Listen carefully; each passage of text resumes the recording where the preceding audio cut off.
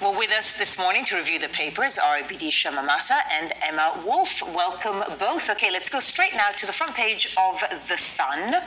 And the headline is, "All is Forgiven." Emma, you start with this. Sarah Ferguson back with the royal family to celebrate Christmas. Absolutely. So this is 32 years since her last appearance. They do this traditional Sandringham walk. I was thinking yesterday, if you had any doubt of what's the point of the royals, it's for Christmas Day, really, isn't it? I mean, yesterday's coverage was all the Sandringham church service and the royal walkabout and the children kind of accepting flowers. So we have Sarah Ferguson back in the fold, forgiven for her antics and her sort of, indiscretions, I would say, over the years, and back really as quite a sort of inner member of the royal family. Any messages to the Sussex as well, that there's always a way back. We're always a redemption. Yeah, I mean, I wouldn't go that far. I think at the moment that is a real thorn in King Charles's side. He's had a good first year. He's had a successful first year as king, and I think it's a real problem. I think the Andrew revelations, which we're expecting kind of over Christmas and the New Year, are going to be problematic for him as well. He just doesn't seem to be able to get ahead of the scandals, does he? As great as his first year and as his reign has been thus far, and I think it has been smooth, and I think he's had a good reception from the British public. I think that the Prince Andrew problem and the Prince Harry and Meghan problem is going to carry on dogging him. So it's nice to see that Sarah Ferguson is not causing trouble and seems to be close with all of them. Absolutely.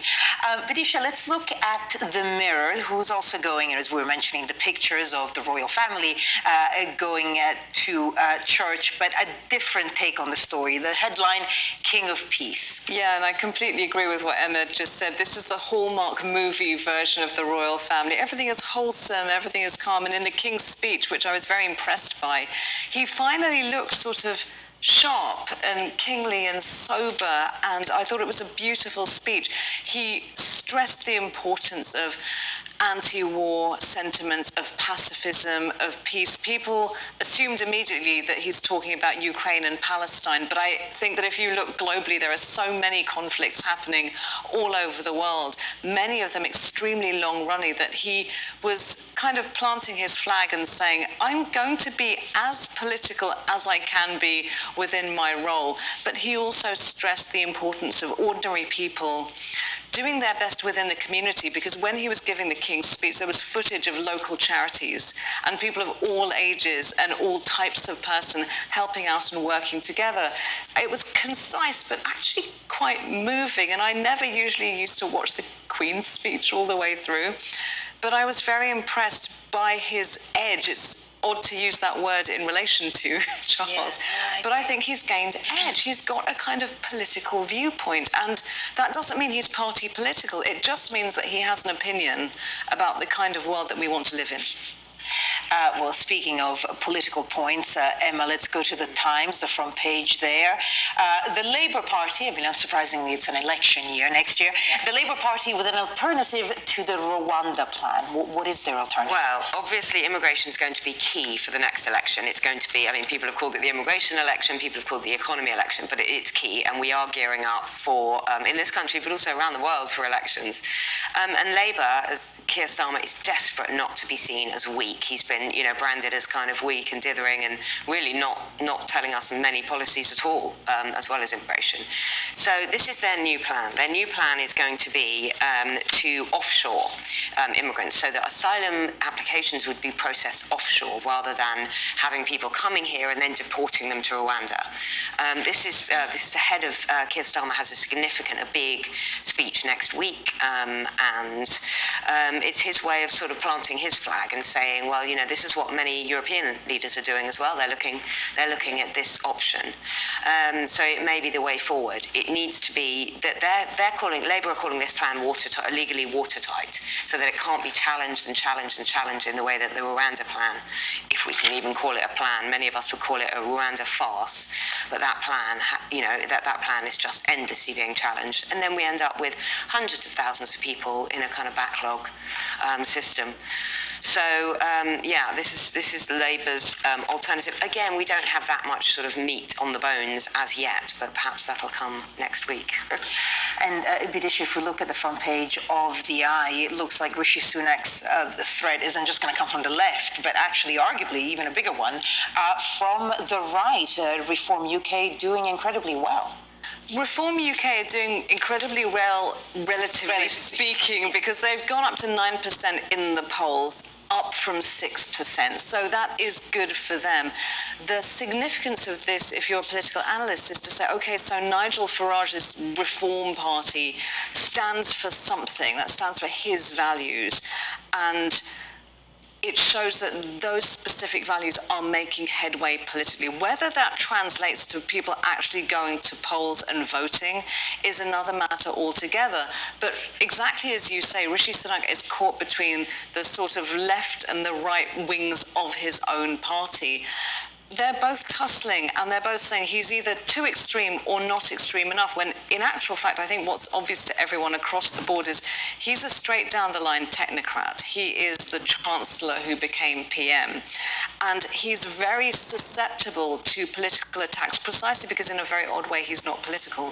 What he's really comfortable with is a lovely mathematical spreadsheet, and so he's not good at defending himself against either the left or the right of the party, and so he doesn't know what to do when Farage comes along. He also doesn't know what to do when people in his own party say, well, this is unethical, this involves values and a vision, and that's why he's stuck. We're going to be hearing a lot more of this until we get to the election. Absolutely. Emma, totally different sort of story. Front page of The Guardian, anti-obesity U-turns risk child health time bomb. And this is, of course, obesity rates for children through the roof. I have to say, I don't think the past few days have been anyone's healthy eating window. But what's this story about? This is about, well, the time bomb. I don't think this is any surprise to many of us who've been talking about health and child health and the obesity crisis that we're facing in this country. This was an independent report commissioned by the government themselves, which is basically saying, look, the government have watered down their proposals for things like, a ban on 9 p.m. pre-watershed advertising, those junk food offers, buy one, get one free, all of that kind of stuff, the lowering of salt, sugar and fat, which is the kind of the ultra-processed food, basically. The ultra-processed food crisis in this country, which is that a lot of poorer children end up eating poor quality food because of many things, because of the cost, because of the ease, because of time pressures on their parents, all the things that we know about and that are part of, a less privileged socioeconomic background. And of course, richer people, people with more time, people with more education can avoid all this by ordering their lovely organic veg boxes and all of that. So it's a really damning report. Delayed the policies until 2025. They have delayed them again until 2025, yeah, and they're really not enacting any of the things. So it's all kind of, fine words, but really very, very little action on this. And it is a crisis. We've already got 2/3 of UK adults overweight or obese, and many primary school children are leaving school already overweight, and that is a terrible, terrible legacy to start life with. If you're overweight as a child, 78% of people go on to be overweight as adults. And of course, risks of diabetes and heart disease and other things. And obesity is the biggest second preventable cause of cancer in this country. Yeah. So, Bidisha, a lighter tone, I guess, maybe, to end this with. The Daily Star. Car scoffing rats. Please explain not this lighter, to us. Yes, horrible. Lighter but gross, Yes. just for Boxing Day. I first read about this in another newspaper where someone wrote in and said, my car insurance people couldn't get me my insurance because they didn't quite believe that rats ate the underside of my car, and I thought it was sort of fake news for the Christmas period. No, it turns out that there's been a surge of sort of hungry urban rodents that are eating up the wires underneath people's cars because, as we all know, it's an urban myth which is true. They will apparently eat anything, including, lumps of concrete and wire mesh and electronic particles. So now there are huge amounts of claims in the new year of car owners saying, no, please believe me, the dog didn't eat my homework, rats ate my car. Okay. Well, on that note, Bidisha and Emma, great to see you, and we'll see you again in the next hour. Thank you.